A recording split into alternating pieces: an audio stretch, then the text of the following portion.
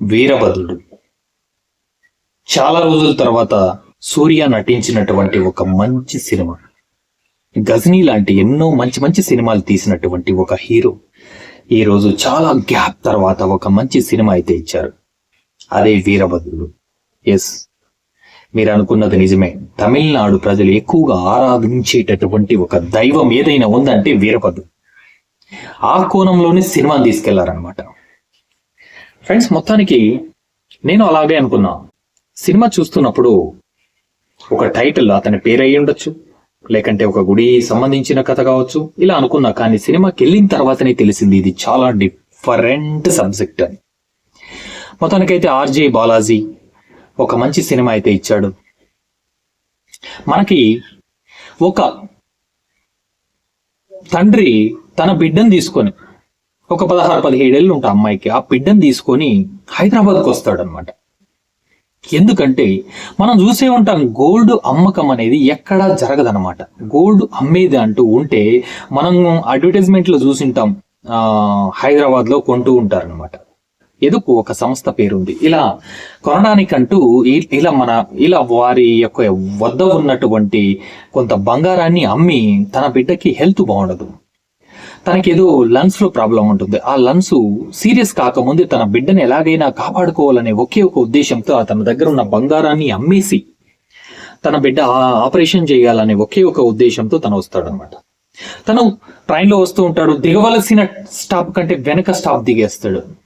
అది తను చేసే పొరపాటు. తన దగ్గర ఉన్న బంగారాన్ని మొత్తం లాక్కెళ్ళిపోతారు. వెళ్ళి పోలీస్ స్టేషన్ లో కంప్లైంట్ ఇస్తాడు. అక్కడ చూస్తే పోలీసులు దొంగలు ఒకే కంబైన్డ్ గా ఆడుతున్నటువంటి ఒక డ్రామా అని అర్థమవుతుంది. ఎందుకంటే ఈ దొంగలు ఎవరైనా ఇలా పోయిందని, బంగారాన్ని పోయిందనేసి కేసు పెడితే అందులో ఉన్నదాన్ని ఒక చైనో 2 రంగు ఉంగరాలు దొబ్బేయడం, తర్వాత దాన్ని ఇంతే ఉన్నది, వాళ్ళు తినేశారు, ఎంజాయ్ చేశారు, మేము రికవరీ చేశామనేసి చూపి ఇవ్వడం. సరే, వచ్చింది రాని, ఏదో బిడ్డ చాలా చావు బతుకుల్లో ఉంది, కాపాడుకున్నాం అనే పరిస్థితిలో కొంచెం ఎక్కువ మాట్లాడాడని కోర్టులో వెళ్ళి తీసుకుంటారు. కోర్టులో కేసు పెట్టాలి, ఒక లాయర్ని పెట్టుకోవాలి, తన పోయిన బంగారాన్ని రికవరీ చేసుకోవాలి. ఇది ప్రాసెస్. అక్కడ పోలీస్ స్టేషన్లోనే ఒక నంబర్ అయితే ఇచ్చి పంపిస్తాడు అనమాట. ఒక అతనిది, తను ఒక పెద్ద లాయర్. అక్కడ తన లాయర్ అంటే ఆ కోర్టుకు మొత్తం మాఫియా. తను చాలా వరకు చాలా మందిని కేసుని తనే హ్యాండిల్ చేస్తూ ఉంటాడు అనమాట, వేళ్ల కేసుల్ని. పాపం తెలుసో తెలియక అతని దగ్గర ఉచ్చులో వీళ్ళు తగులుకుంటారు. అక్కడి నుంచి స్టార్ట్ అవుతుందండి అసలు డ్రామా. తనేంటంటే జడ్జి తను ఒకటే, ఇద్దరు కలిసి ఆడుతుంటారు అన్నమాట డ్రామా. కేసు వాయిదా వెయ్యాలంటే జడ్జికి ఒక మాట చెప్తే చాలు, వాయిదా. హోటల్కి వెళ్ళడం, బిర్యానీలు పార్సల్, వాళ్ళ ఫ్యామిలీ సహా అందరికీ కావలసిన బిర్యానీలు పార్సల్ కట్టుకోవడం, మెక్కడం, వీళ్ళ దగ్గర ఒక్కొక్క ఇయరింగ్ కి 10,000 రూపాయలు తీసుకోవడం. ఇది కథ. ఇలాగే జరుగుతుంది. పాపం విసుగు పుట్టిపోతుంది. ఈ రోజు రేపు అని ఆ తండ్రి ఆవేదన, ఆ బిడ్డ ప్రతిక్షణం అనుభవించి నప్పి అవన్నీ చూస్తుంటే చాలా అంటే చాలా విరక్తి కలిగిపోతుంది.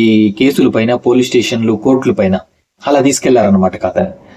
ఆఖరికి ఇంకా కాదు మన వల్ల, మనం చనిపోదామని ఫిక్స్ అయిపోతాడు అనమాట ఆ తండ్రి కూతురు.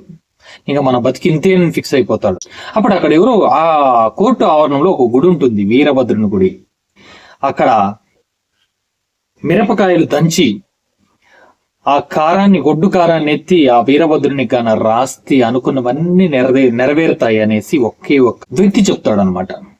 దాన్ని పట్టుకొని ఎలాగైనా సరే, ఇంకా ఇలాగైనా కలదు, దేవుడు నన్ను కోరుకున్నామని ఆ వీరభద్రుని కోరుకొని ఆ కారాన్ని దంచి తన ముఖానికి పూస్తాడనమాట. అక్కడ స్టార్ట్ అవుతుంది రియల్ వీరభద్రుడు పుట్టుకొస్తాడనమాట. కానీ ఇక్కడ ఉన్న విలన్కి తెలిసిపోతుంది అనమాట అది.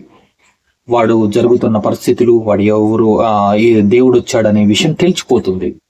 తెలిసిపోయిన తక్షణం వాడు ప్రామిస్ చేయించుకునేస్తాడు చేతిలో, నువ్వు దేవుడు అని తెలియకూడదు, నువ్వు మనిషిలానే ఇక్కడ ప్రయత్నించాలని. అక్కడి నుంచి తన మనిషిల కోర్టులో ఉన్న కేసును గెలవాలని కాపాడుతారు సూర్య. అదే వీరభద్రుడు దేవుడు. కానీ ఇక్కడ ఏంటంటే ఆ వీరభద్రుడు అనే దేవుణ్ణి చాలా బాగా చూపించారు. అసలు సూర్యని అయితే అద్భుతంగా చూపించారు. మనం చూసే ఉంటాం ఎన్నో సినిమాల్లో. కానీ సూర్య దేవుడు అన్న ఒకే ఒక సిచ్యువేషన్ కోసం కళ అయితే ఉట్టి పడుతుంది అనమాట.